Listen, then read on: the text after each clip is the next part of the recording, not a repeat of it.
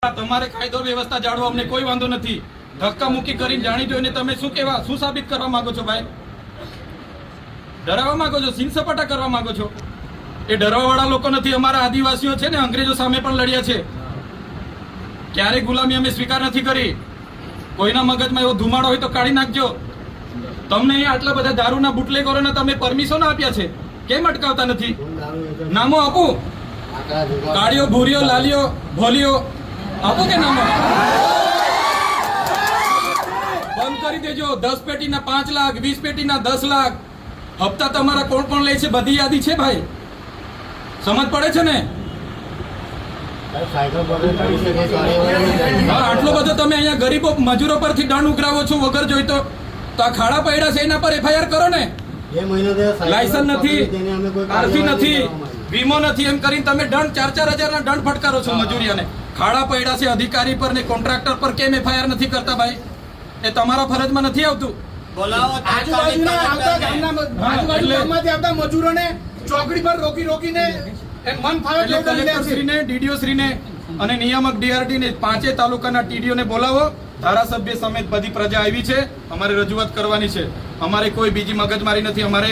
હું પોતે એકલો રજૂઆત કરવા વાળો માણસ છું. હું આગેવાન છું. આમના વતી હું રજૂઆત કરીશ. તમે બોલાવો. કઈ રીતના ભાઈ તમે ઓફિસ ખાલી કરીને નાહી જાઓ? કેમ ભાઈ? પોલીસ અધિકારી કાયદો વ્યવસ્થા જાળવે ભાઈ. બરાબર છે, અમે તમારી આ વર્દીનો રિસ્પેક્ટ કરીએ છીએ. એનો મતલબ એવું નથી કે તમારાથી ડરીએ છીએ. તમે હોય કે અમારા જેવા ચૂંટાયેલા પ્રતિનિધિ હોય, પ્રજાના આપણે નોકર છે. એ બધા ભૂલવું નહીં જોઈએ. સાહેબગીરી બંધ કરી દેજો.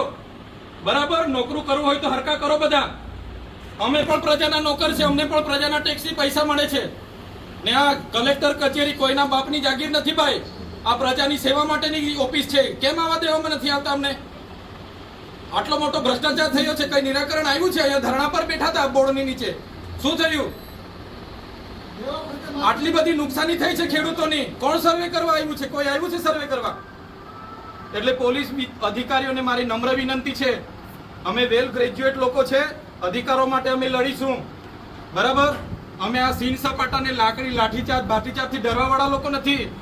અને તમે એ કરવા માંગતા હોય તો પણ અમે તૈયાર છે. ચાલો લડી લઈએ. જ્યાં સુધી અમે સંવાદમાં માનીએ છીએ તો સંવાદમાં રહો.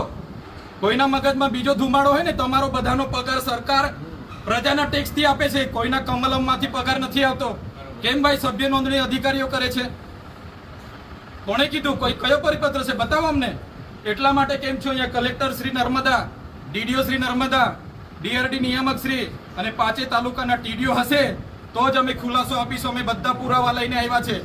પુરાવા સમેત ખુલાસો અમે આપવા તૈયાર છે. બધા અધિકારીઓને અમને ખુલાસો જોઈએ. અહીં સુધી અમે જઈશું નહીં. 2 દિવસ રોકાવું પડશે તો રોકીશું. હજુ પણ અમારે 5-10 હજાર લોકોને બોલાવાશે તો અહીંયા બોલાવીશું. જો અમારું નિરાકરણ નહીં આવશે અમે ખાધા પીધા વગર અહીંયા પડ્યા રહીશું.